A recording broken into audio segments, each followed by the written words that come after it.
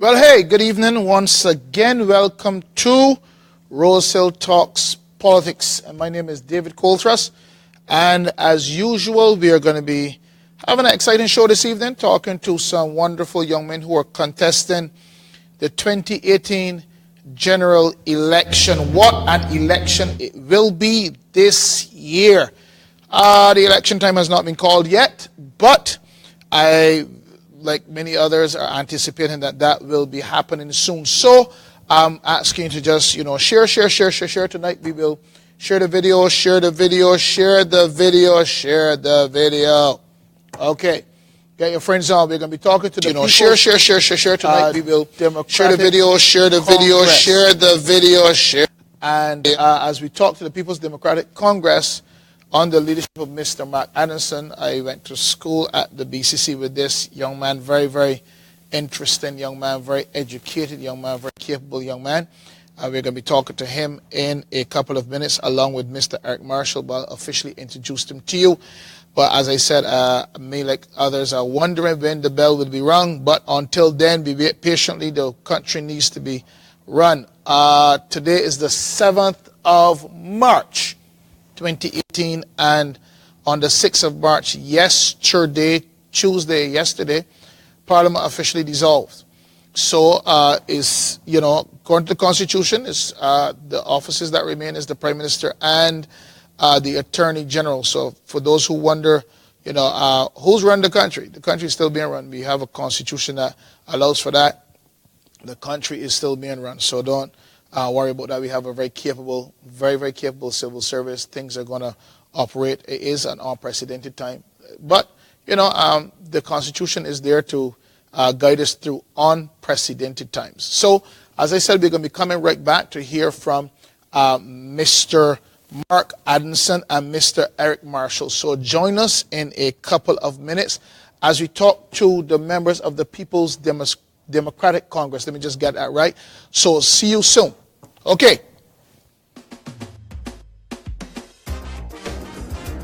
Good afternoon. My name is Chantal Brewster, and I have just a few persons here with me who were recently featured on the Rosehill show. And I have Kailashi. Kai, come on in. How are you doing, Kai? I am doing great. How are you? I am great. And what do you think about the Rosehill show? I think the show was actually really great when it was on it. I think it's serving its purpose of, giving those persons that don't have a voice, a voice, right? Yes. Being on that show, it was great, man. And how was your experience then, other than great? It was exciting, right? It was exciting. Just being in that environment, especially as an entrepreneur, in an interview, it brings things, to life. It was real. I love that for sure, right? And I think it's going to really impact mental individuals as well. And there you have Kai Lashley, one of our featured guests on the Rosehill show. And Kai, if you could describe the show in one word, what would it be? One word. I would say impactful. Nice. Impactful. Going on. Okay, so we are right back here live with Mr. Mark Adamson and Mr. Eric Marshall from the People's Democratic Congress. Good night, gentlemen. How are you doing? Not bad at all. You guys are good? I'm fine, sir. Good. You look ready for the elections? Of course, we're ready ourselves. This is not the first elections that you guys have contested, but we will talk a bit about that. But I really want to introduce, it's good to be in the same space as you. Mark, again, we would have had some interesting discussions when we were at BCC, and that feels like a lifetime ago. I think it's 20, almost 24 years.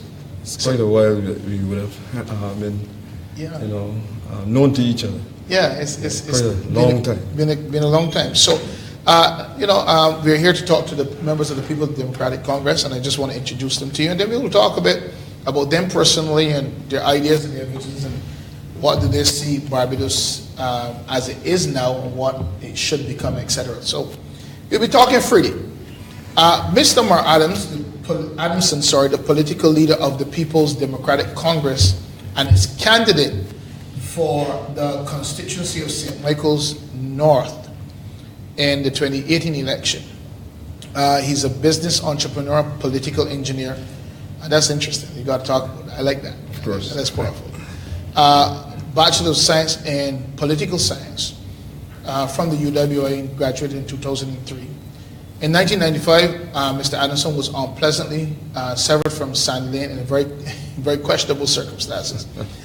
I made a vow to never again work for any other business organization in this or any other country. It was that that motivated you to be an entrepreneur.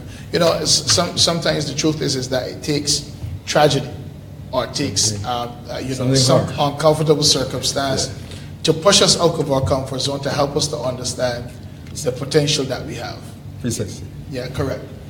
In 2002, this increasingly politically active citizen, which is true, along with others, formed the Society for Mass Freedom and Democracy, an independent, non-partisan political grouping. Where's that now? Is that still in operation? No, it's not. It's defunct. Okay. Defunct. Okay. We'll talk about what motivated you to start. I like this.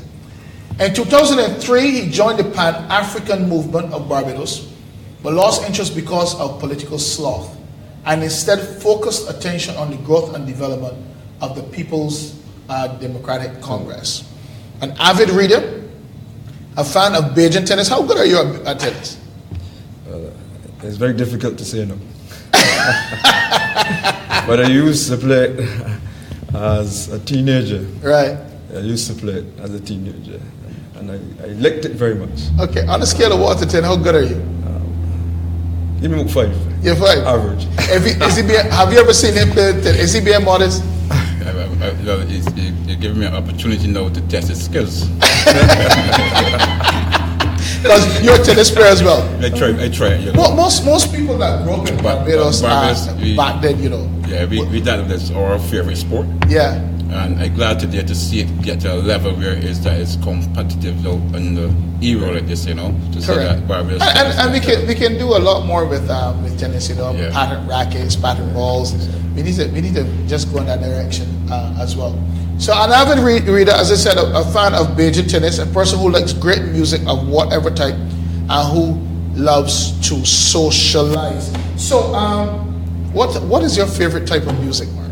I know you like music of all types, but is there a favorite type of music? Give me slow music. Slow music. Jams. Slow jams. Do you have a favorite artist? I like this guy by the name of James Ingram. James Ingram? Yeah. Good choice. I like James Ingram. You like James Ingram? Good choice. Yeah, I like James Ingram.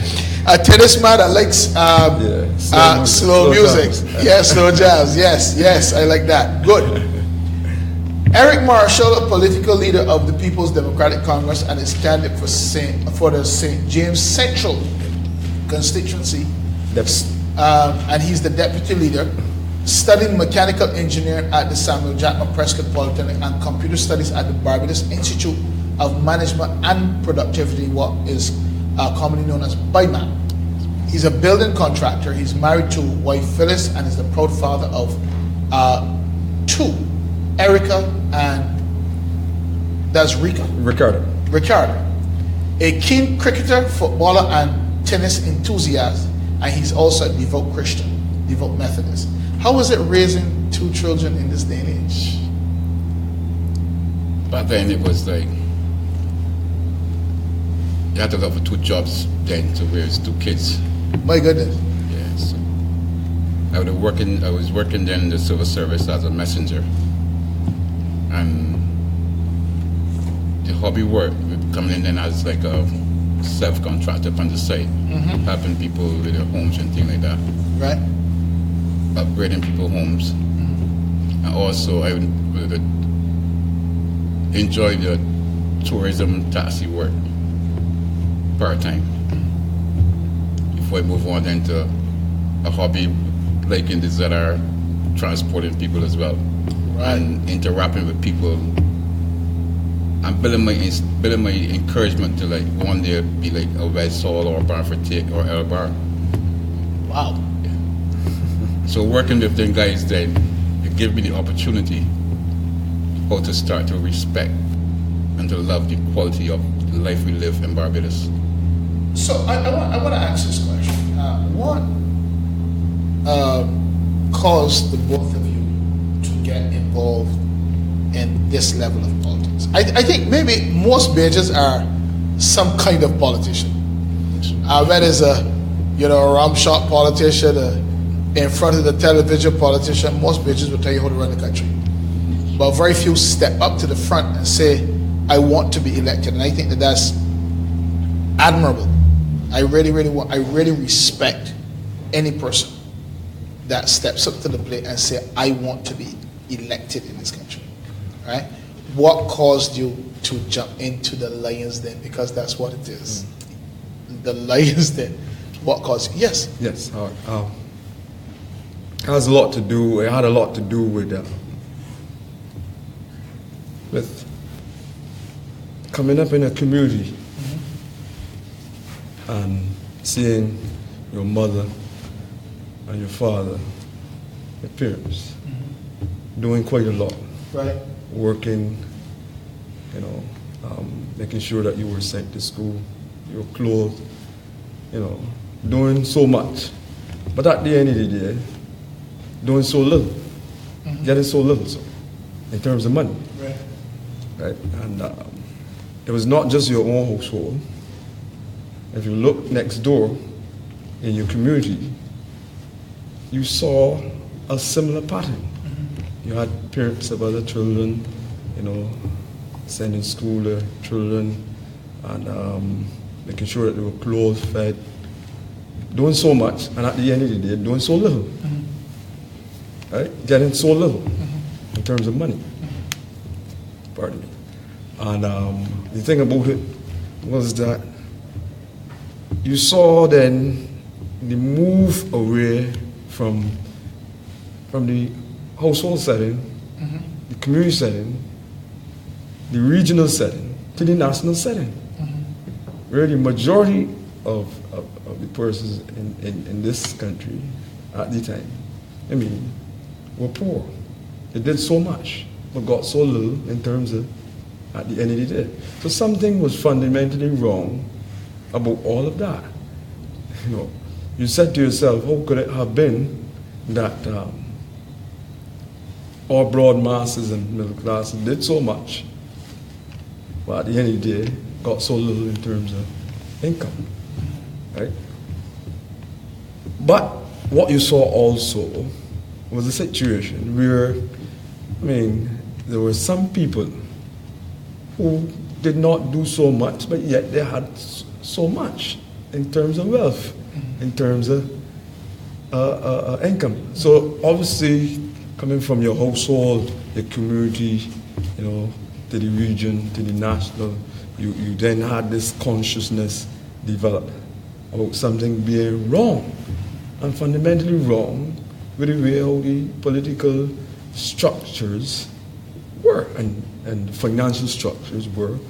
You're looking at work as well as a very exploitative thing. You looked at these various things, you studied them, and then you said, well, hey, you've got to do something about it. So necessitated, therefore, you're getting involved with some people and forming a party. This is how you thought, in a long-range way. At first, you had the Society for Mass Freedom and Democracy, 2002, right? And you then moved away from that. Why did you form that?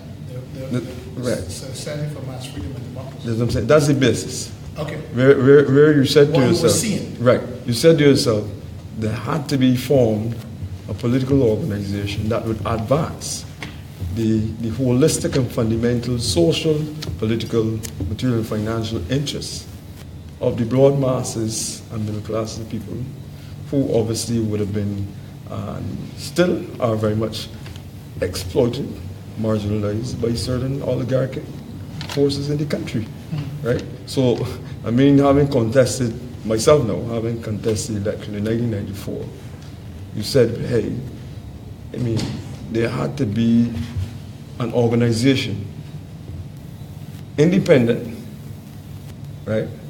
Non-partisan, separate from a BLP, DLP thing, that was going to take a very serious approach to continue to analyze these various trends. I want to bring Eric in here and let him weigh in on his reasoning for getting into politics. And then you spoke about forming another party, and we want to talk about why another party and why not joining the two established parties. Yes. Why did you jump into the fray of politics? Well, truthfully speaking, in my household, the two households, one was a Dems and one was a B.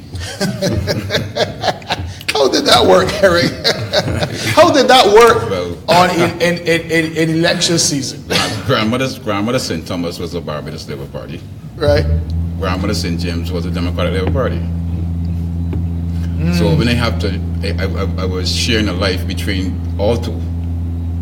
I have to go by Grandmother Archall, and in that house, it can be Tom Adams until it's sleep time.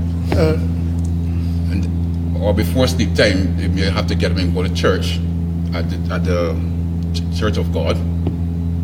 After that, you come back home, you can get your little supper you normally give you on evenings. But then the debate can start up.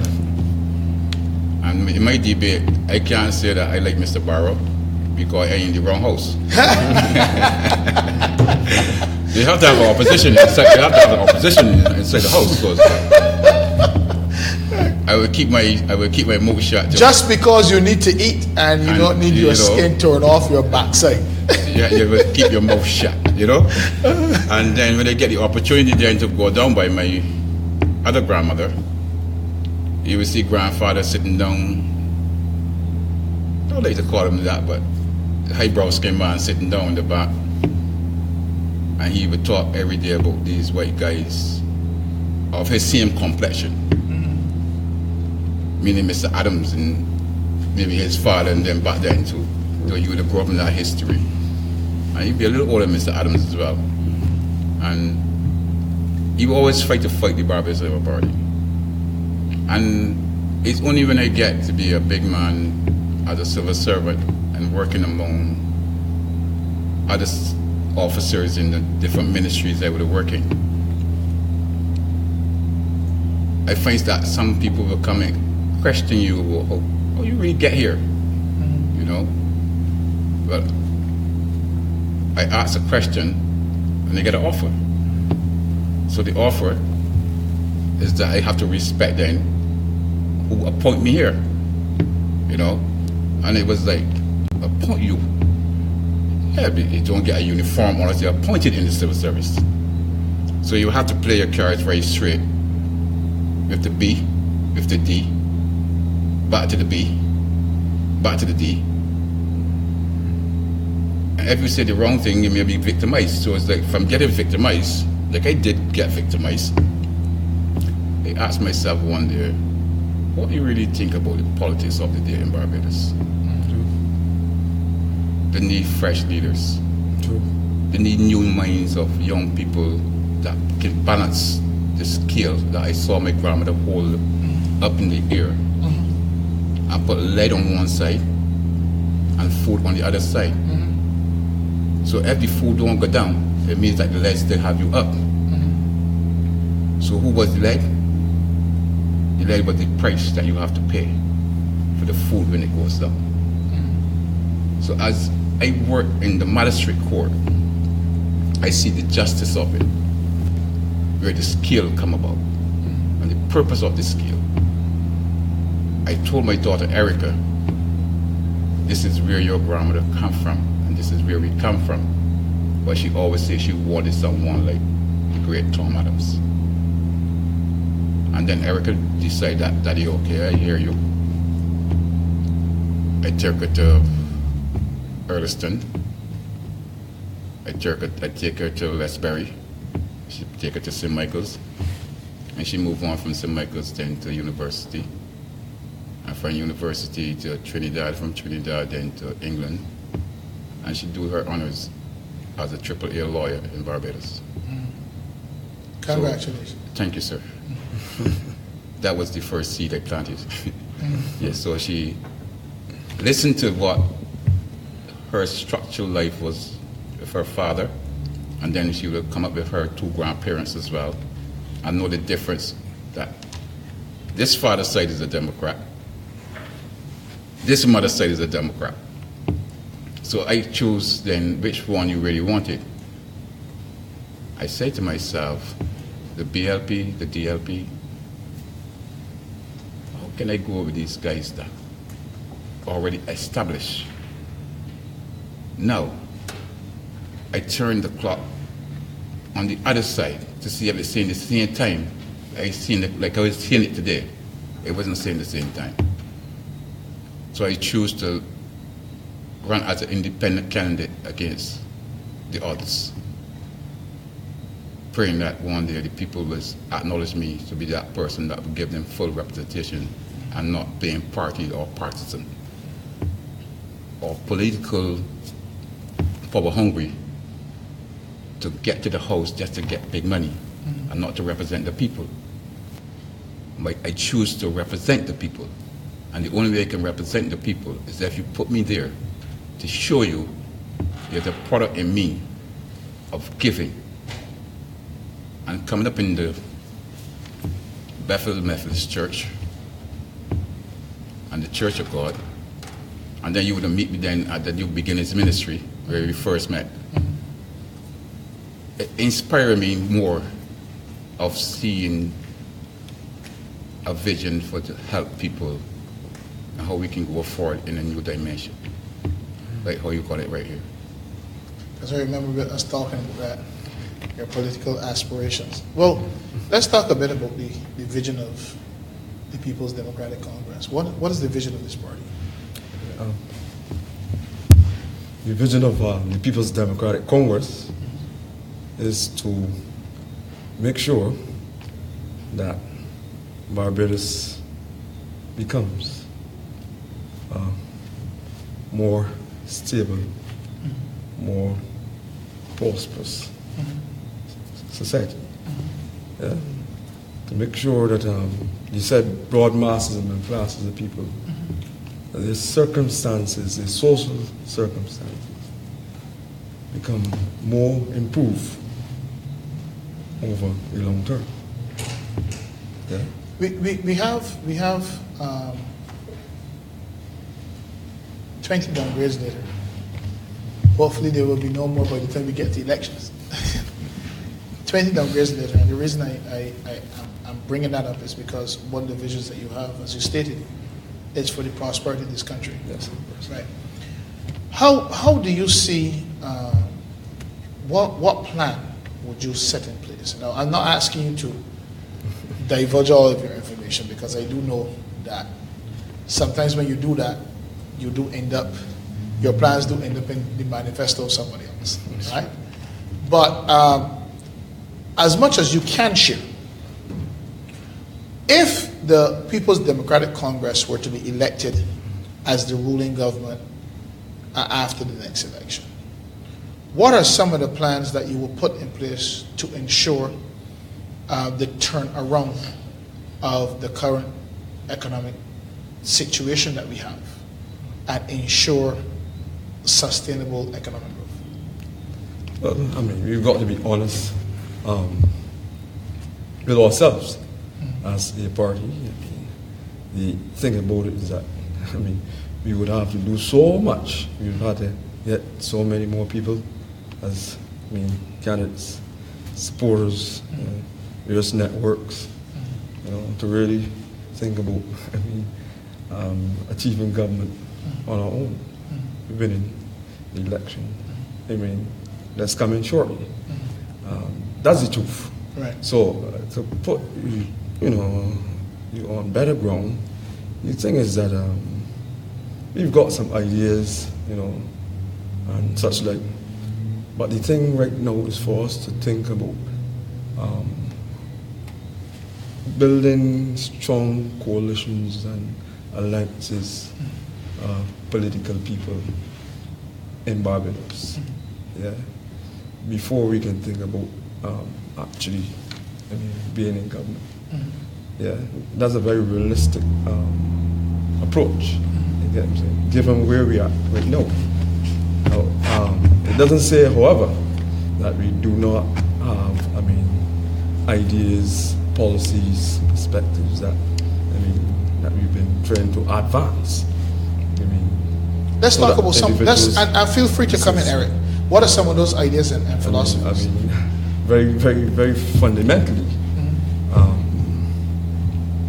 For instance, you've got taxation. Right. I remember you mentioned that. So let's talk about taxation. Many moves ago, we talked about taxation. And the different effects, psychological, social, financial effects. Taxation upon the broad masses and middle class of people in this country. Very adverse effects and such like. The thing about it is this: taxation is really theft. Okay. It's really theft. It is wrong for any person or group of persons to steal, but simply. Right? It's wrong for a government as well to steal. Whether they call it theft, whether they call it taxation, whether they call it NIS, is wrong for a government to steal. Right? And the thing about it is this: it's not only wrong to steal, right? It's not only wrong to see a government continue to impose taxation on the backs of the people of this country, but when you really check, taxation is very unproductive. That type of system is very unproductive. So it is very totalitarianistic as well. My head is buzzing with a lot of stuff. And Eric, I just want you to. I don't want you to sit as a bystander. I know you have opinions on this, so I want you to. We're talking about taxation, and we're going on the road of how can we turn around the prosperity of this country. Now, you did say it would take a lot of networking, take a lot of energies, take a lot of coalitions forming. Take a lot of political support and political candidates for you to be able to, and capital for you to be able to, even consider becoming the next ruling party. So I would take it from there that you do not have enough candidates at the moment, as we speak, to be able to contest all the seats. Precisely. Right? How many candidates do you have as we speak? And that's not to say that you will not have more, but how many candidates do you have as we speak? We've got 4 candidates thus far. Okay, perfect. Right?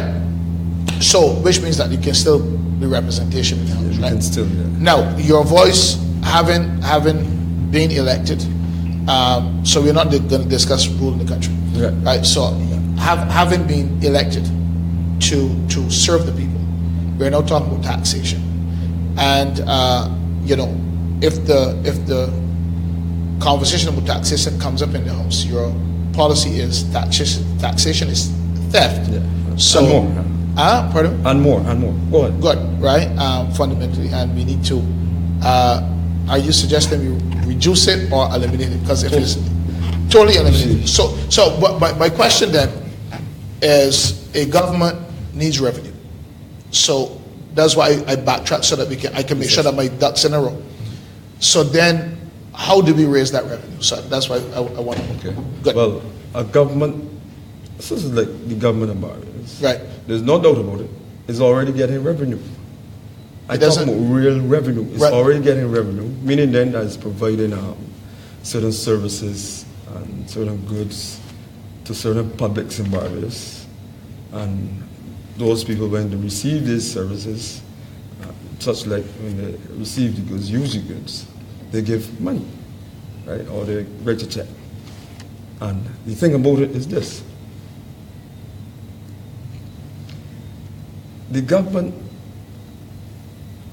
has a mass of commercial people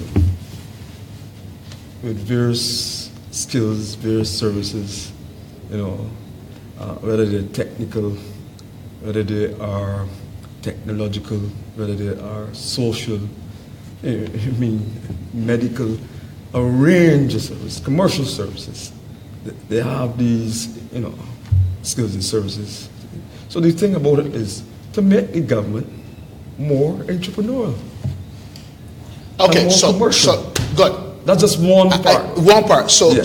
I like the thought of making the government more entrepreneurial. I want to bring Eric in here to weigh in on this. How do you see this happening? How do you see this rolling out? The rolling out is like what you'll be doing is giving the poor people or giving the people in general more spending power in this country. The amount of taxes that people pay now is higher than what spending power they have at this present moment for people to be doing business as how business is supposed to be doing in Barbados today. As a youngster growing up in a shop, when the people come in trust, it lowers the cash flow of you happening to buy back more of the things that you want to put out there to sell to the people. So if we can bring the scale right, where the equal weight is a fair share. You the small man getting the fair share, me at the proprietor getting a fair share. I think automatically then the government will get a fair share so it can pay its staff. Do you see through entrepreneurial activities the government raising north of $2 billion, which is necessary to run the country as it stands? Do you see through entrepreneurial activities and services Sure. the government being able Sure. to raise that and us not employ taxation as an option?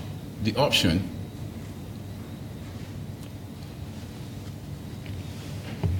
if you give the civil service that option where it's bid, is certain things they have that they normally sell to the public,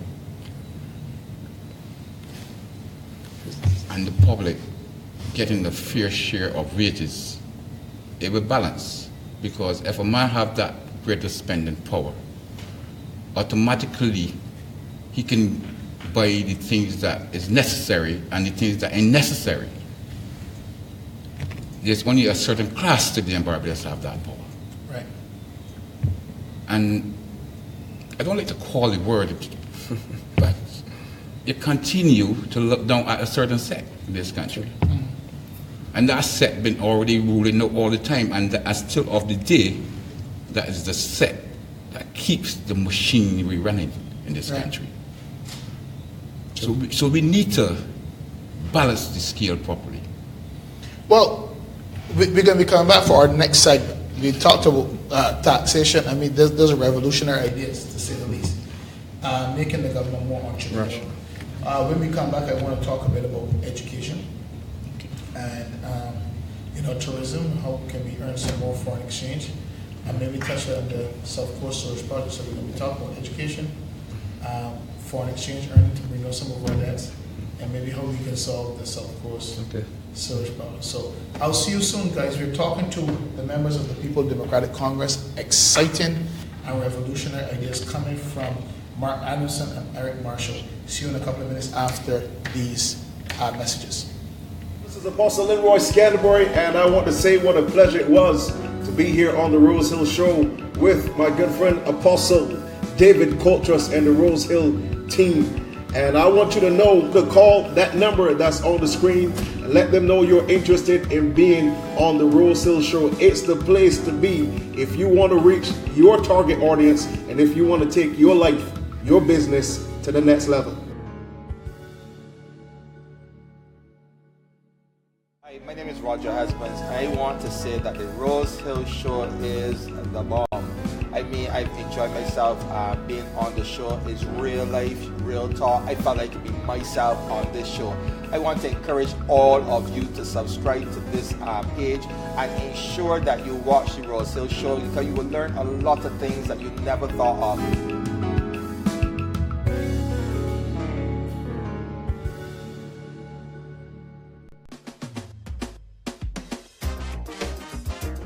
Good afternoon. My name is Chantal Brewster, and I have just a few persons here with me who have recently been featured on the Rosehill Show. Antonio, step on in. I have here Antonio Williams. How are you? I'm good. How are you? I am great. What do you think about the Rosehill Show? I think the Rosehill Show is a very good avenue for people to display their businesses. For example, if you are a hairdresser, it's a good avenue to have a voice and show people what you can do. Yes, yes. And how was your experience on the show? I had a great experience where I was able to display my entrepreneurship skills, Nice. via my stepping stones, lawn maintenance, and giving people a voice on how to take care and maintain their property. Nice. And there we have Antonia Williams, one of our featured guests on the Rosehill Show. And Antonia, if you could describe the show in one word, what would it be? Well, one word is limited, but I would say that the show is explosive. Explosive. Well, we are right back talking to the members of the People's Democratic Congress. Here we have Mark Adamson and Eric Marshall expounding some very revolutionary ideas in relation to taxation. There are a number of people in Barbados that just went like, yes, no taxation. You know, there was one. There's a saying in the United States: no taxation without representation, right? And the People's Democratic Congress is telling you we will represent you without taxation. Revolutionary ideas. And one of the things that I believe is that we do need to engage in discussions and entertain revolutionary ideas in relation to Barbados if we are to push our country forward. And this is why we have the Rosehill Show. Rosehill Talks Politics, so as to entertain these ideas and ventilate them and talk about it. We want to talk about education, guys. You know, all of this is going to take some re-educating. Of course. We have a lot of things happening in our schools, and you know, a lot of violence. We don't want to talk about the violence, but you know, if you were to have the chance to reform the educational system, if you would reform it, what would you do? What would your approach be? Would you keep it? Would you change it? You know, would you improve it? What would you do? Let's talk education. I think it needs improving. You think it needs improvement? Yes. Okay, let's talk. Yes. Yeah. What would you do different? What would we do different today?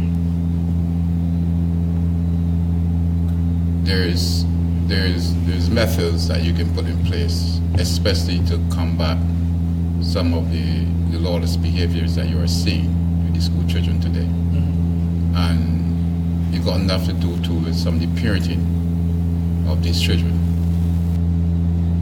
For instance, the government already have in place a school bus system to help these guys that is free of cost to this country. And sometimes it burns me to see some of the parenting, how they operate, that the child have more say about what they want to do than the parent have say at what I telling you I want you to do. So it's like only the old people, the tail is wagging who? The dog. The dog. Okay. Yeah. I think that's one of the biggest problems that we have today with the education system and family. Family first.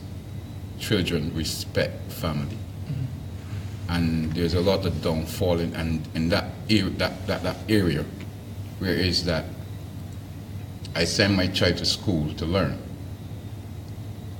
But at the same time, you want to send your child to school not to respect the criteria that they have to work with. Is our school curriculum preparing our children for the next global shift in terms of economic development or where the world is going? I don't want to touch it, but I see that problem in 2003 under the EduTech system that introduced into Barbados by the other government of the day. Right. And where it should be developing to be better, I say the breakdown come from there. You said the breakdown started when EduTech was introduced. Okay, how so? How so? There is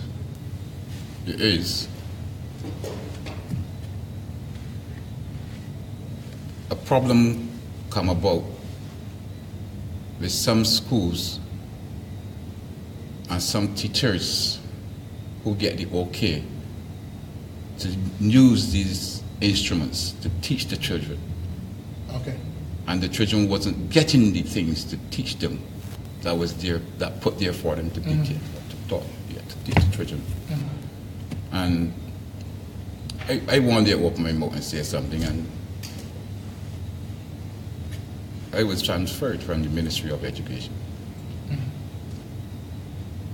Though we had a great man like Sir Lloyd Erskine Sandiford, who was I would say one of the best education ministers that Barbados produced.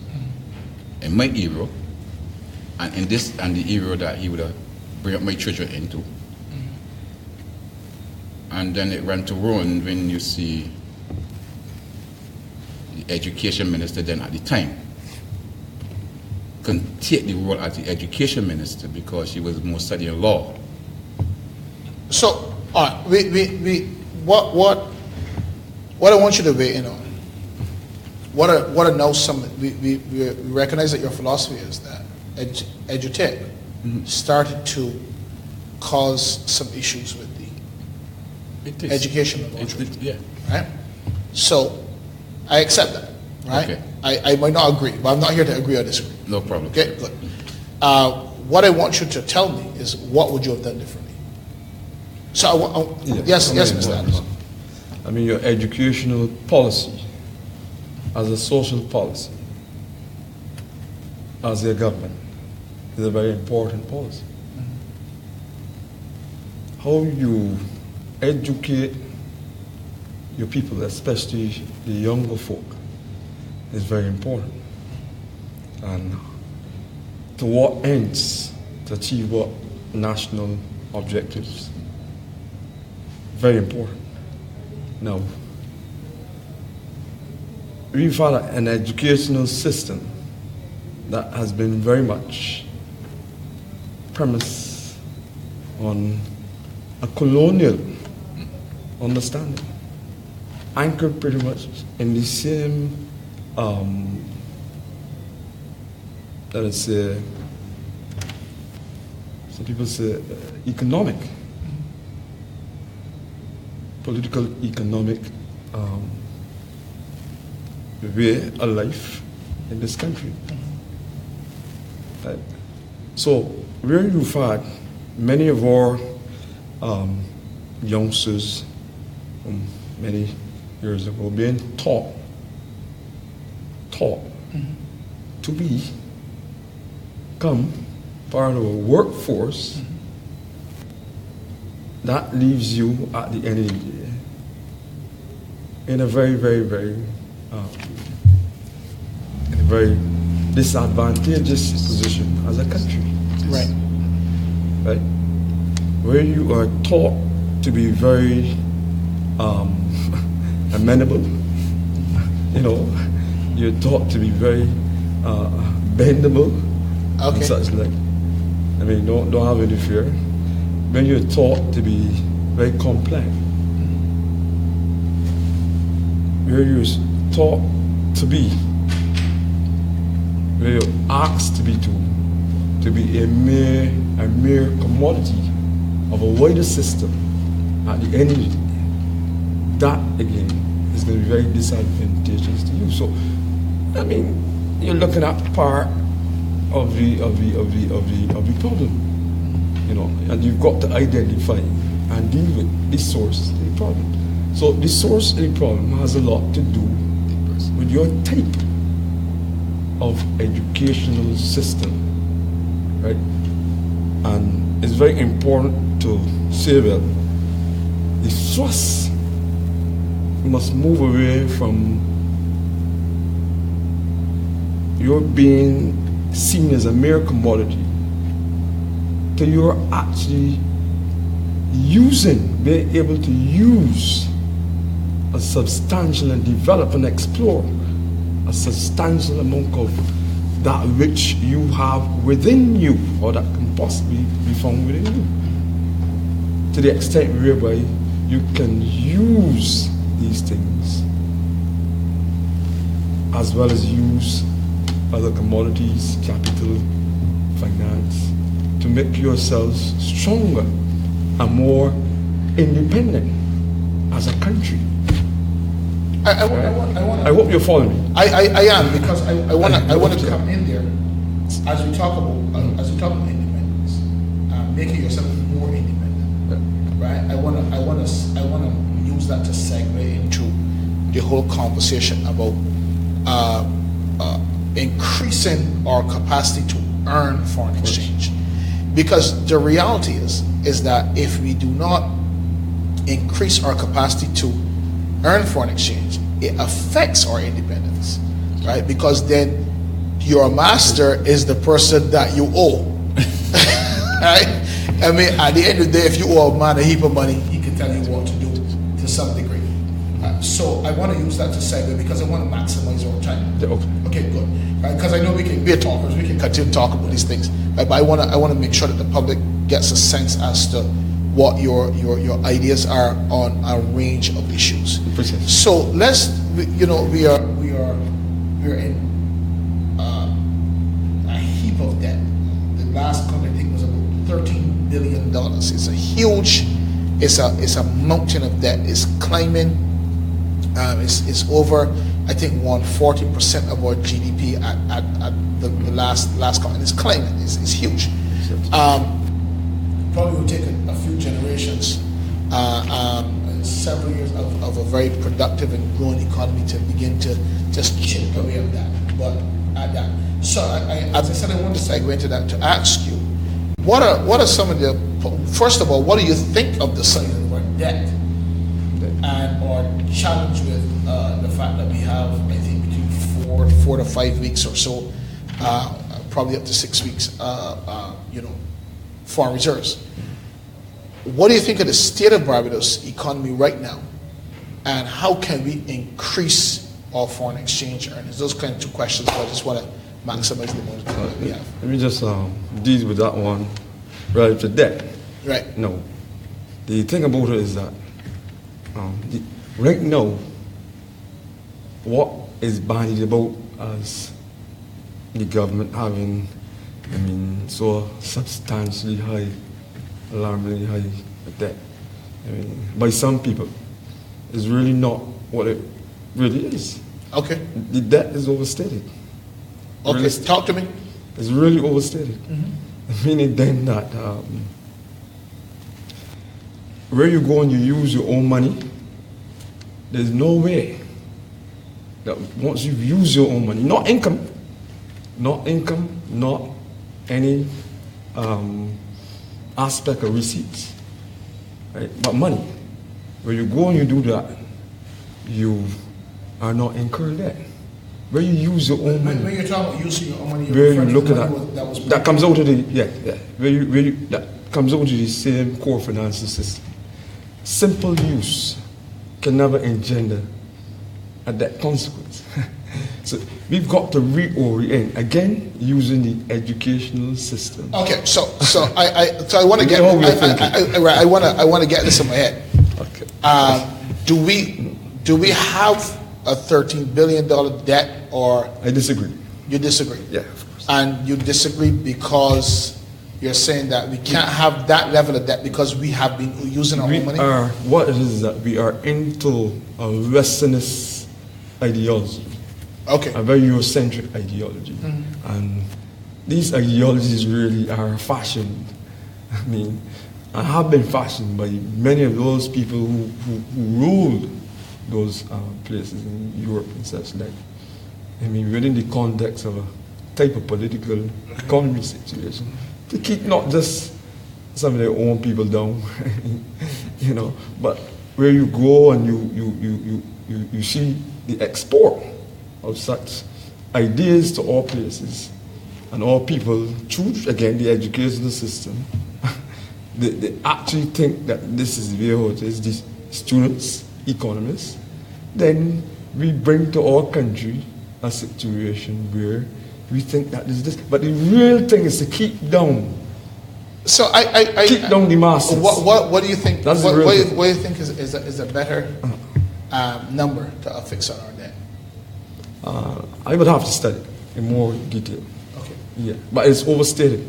Well, let's move from that. Yeah. Let's talk a bit about how can we improve our foreign exchange earners, and I want to bring you in here, Eric. How can we? Because it is said that foreign exchange is the lifeblood of our country. It's how our country has been structured. How can we improve that? We are on tourism. You know, our international business has taken a $7 billion hit over the last several years. How can we improve our foreign exchange earnings? As tourism is our business, and it's our main business. Okay. It's one of the best ministries I work in. And seeing Baron Fortier mastering. And I saw he did a great job too back then, in that time, boosting the tourism industry. What one you with the cricket and the but when he said tourism is our business, we meant that today is an era that we are living in, that the tourism should have their own port in Barbados. Explain. Let's go. And how we want to explain it to the people of Barbados is that if tourism had its own port, when the volume of tourists come to Barbados, it shut down the cargo from generating the monies that it's supposed to be bringing into as well. Oh, so you're talking about two separate seaports? Seaports, yeah. Okay, fine. So if we can separate, let me say, the tourism, the shipping port, let me say, like how you see right there in Spikestown. This used to happen several years ago. Right. I think we can develop that as one of the key ports for the tourism. Incidentally, is a vision that Wanatha had. He had. Yeah, but you see, he didn't execute it, being by. Well, they actually built the jetty for that. That was supposed to be a part of that. That was a supposed part. Yeah. But then you remember too that he and some of his loggerhead friends and his colleagues at the time running the Barbados Labour Party, that's where the downfall come, and backlog then the same Bridgetown Port Authority. Now, if the government of today... One of the things that they can possibly do is to shift the ships over to face Pelican Village. I think that would be amazing. Shift them so that when the people walk off, they can come right into Pelican Village as a first stop. That is a beautiful stop. That was one of the best ideas, I think, that went up by Saul. But none of the rest modifiers that work in the Ministry of Tourism then on that level, because if you remember too, the guy, Mr. Lynch, as a tourism minister, right? Yeah, he didn't really modify the work of tourism. He just continued what he picked up from. And I think that really downfall to start to hit to the Democratic Party, then start to pull back in that footage of cruise back into Barbados in the 2009, 2010.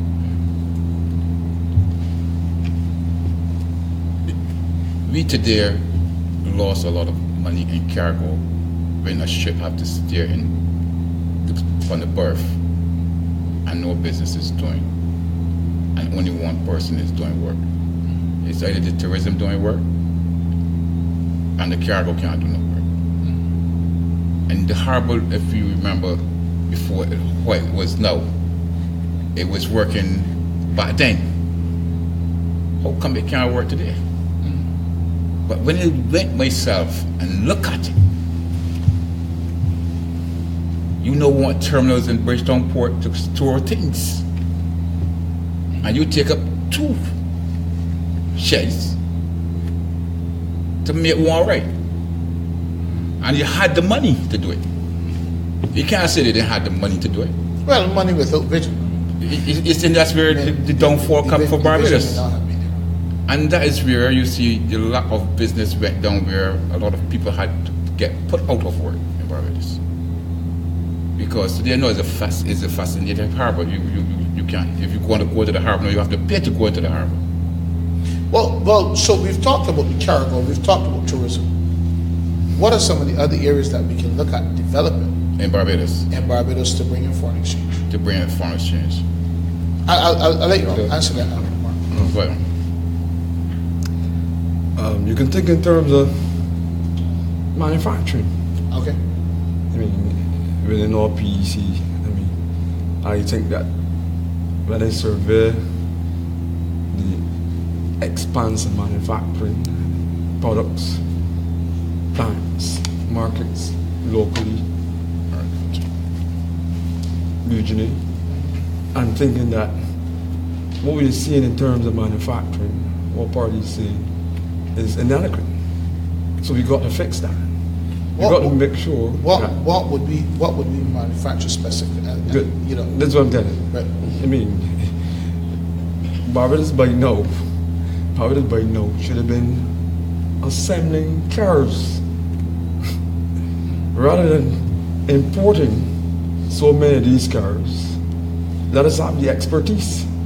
Let us have the expertise. We got a base, well, the capacity to learn amongst all people. I mean, it's pretty pervasive.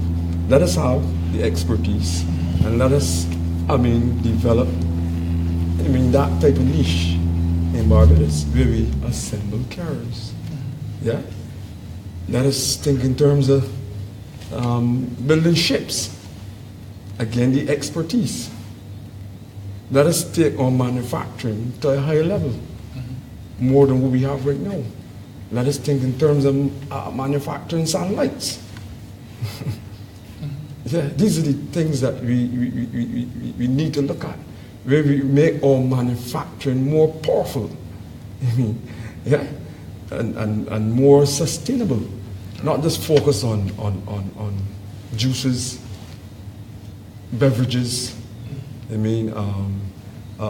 biscuits, condiments, right? Not just chairs, furniture, garments. Let us go beyond these things to look at a very high-intensive driven manufacturing process. I'm surprised. And a lot of that has again to be fashioned on the anvil of where you're looking at to substantially reduce your cost of use of money. I'm surprised you didn't say sugar. Huh? Can we improve what we do with sugar? Of course. What evidence is already there. What do you see us improving in the area of sugar? Because Barbados is littered with it may be easier for us to improve sugar than make a satellite at this time, because that requires a lot of technological training.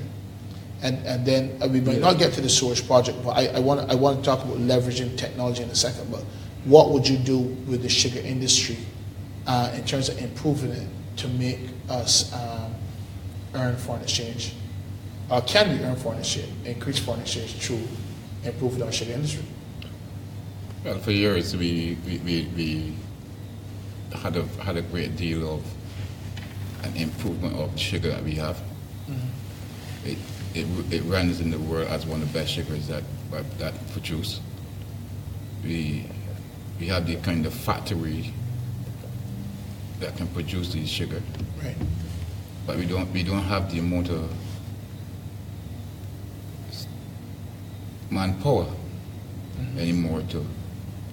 Nobody wants to cut cane. To cut cane or to plant the cane, So you have to the machine is out there. Yes, we have the technology, like how Mark was telling you. We can produce the brains of young children now that coming up in this era. Instead of don't have nothing to do, you can put a school that these children can go to, that can learn the skills to provide these things, to provide the necessary things like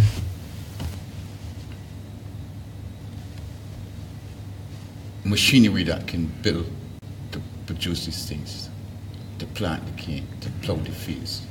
Because we have a lot of equipment here laying down that nobody look at them after to even teach the children how to get them operate.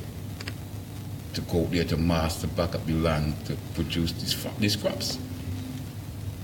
We have thousands of acres of land in Barbados today lying down under the Ministry of Agriculture and upholding people as we Barbadians in this country as ransom, not to employ them to do the high marketing of food like how Canada, America, and them other countries produce their foods by machinery.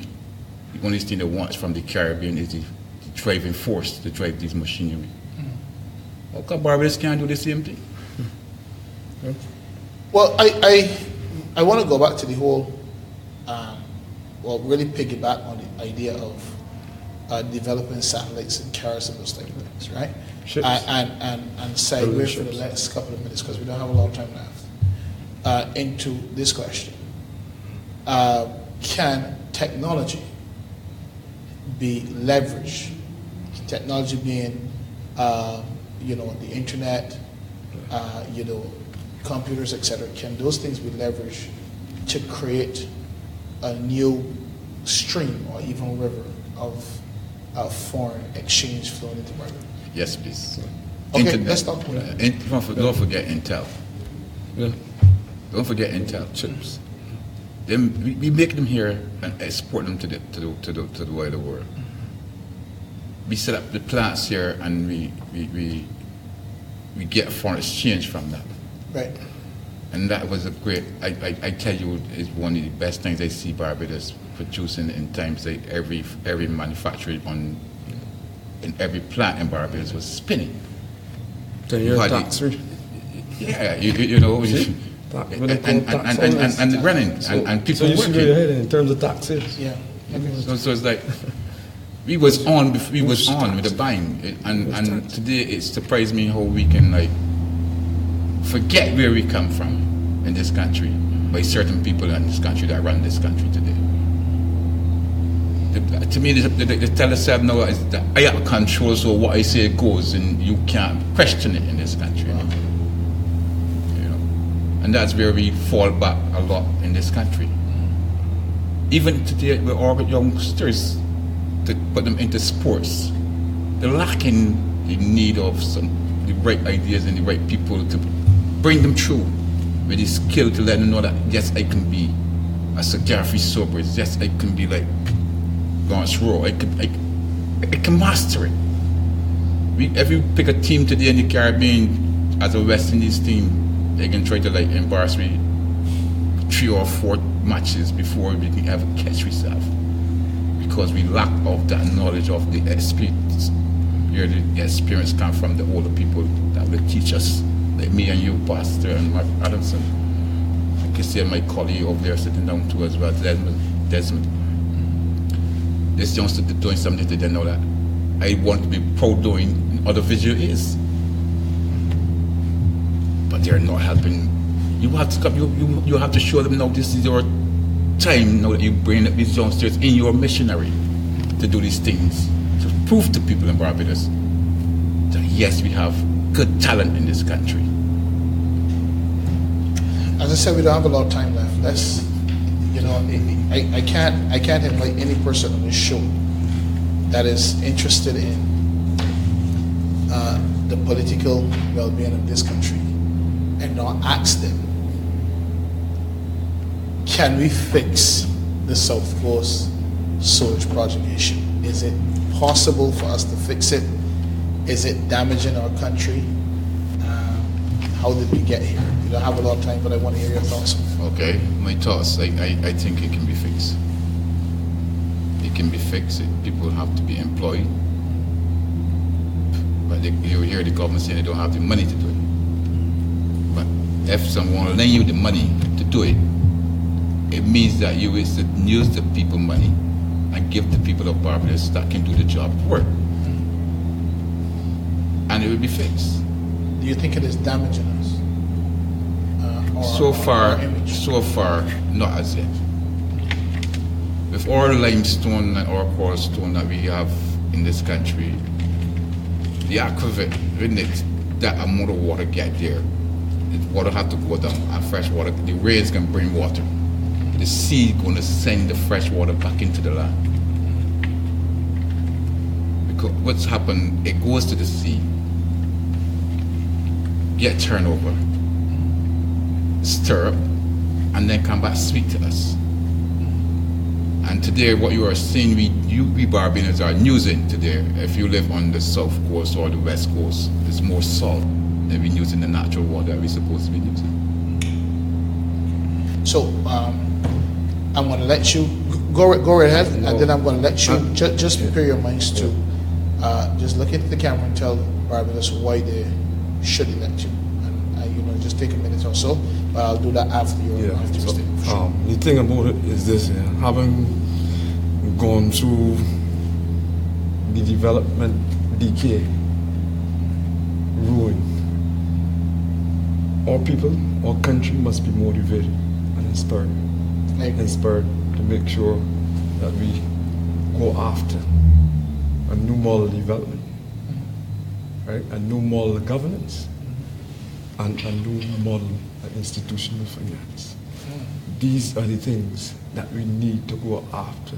So when we go and we hear some of these speakers on the BLP and DLP platforms, let us as part of the crowds seek to understand that these are the types of models that we need in Barbados at the time, that we should be pursuing at this moment. I'm going to start with you, Eric. Just look into the camera and tell the individuals in Barbados why you think they should elect you. You're running for St. James Central in the upcoming election. Why do you think that they should elect you to Parliament? Go right ahead. Good evening, Barbados. Eric Ricardo Marshall. I'm here this afternoon to let you know I'll be one of the candidates coming up in this general election under the People's Democratic Congress. My reason for politics is for the need of the people that want to have a voice in the House of Assembly. When I speak for me and the people of Barbados and abroad, that we Barbadians are proud people and we lift our heads up high for you, the people of Barbados, and for a better country. Thank you. Mark Adamson, the leader of the People's Democratic Congress. Why should the people of Barbados elect you in the next election?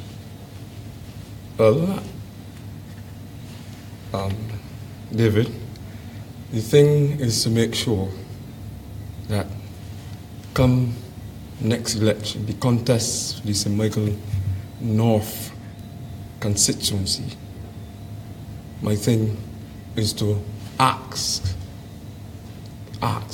those who are watching this event, ask those who are outside of this event to vote for me.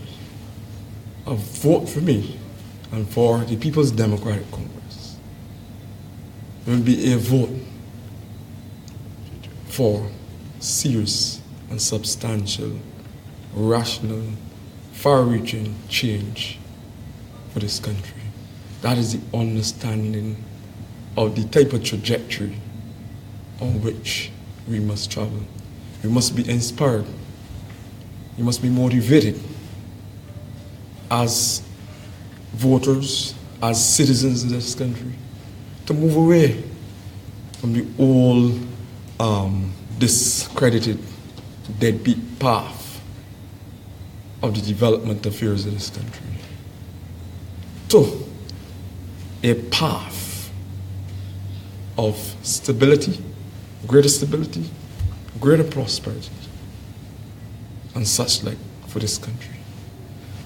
A vote for us and for me in St. Michael North will also mean that many individuals who over the years have toiled, who've toiled so much in the workplaces, in the fields, in this country, right, will see that they too have the capacity to also do like us, to help make this country a brighter and a better place for all people. That is where we end. Well, I want to thank the members of the People's Democratic Congress, leader Mark Adamson. He will be contesting the St. Michael North seat in the upcoming general election, and Mr. Eric Marshall, the deputy leader, he will be contesting St. James Central seat in the upcoming election, for giving us an engaging and very interesting discussion, revolutionary ideas that...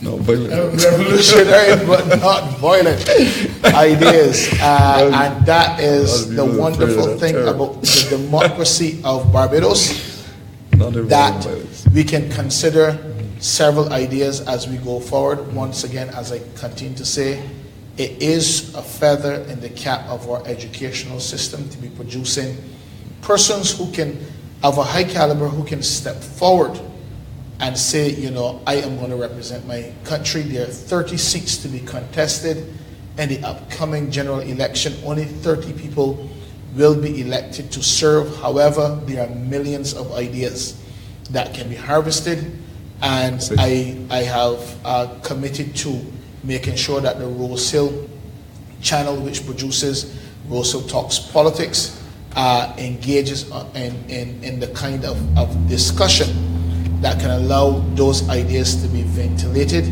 and to be heard. So I want to thank you guys, gentlemen, for coming and really challenging my thinking on many ideas. I certainly will be giving some deep consideration to many of the things that you have said.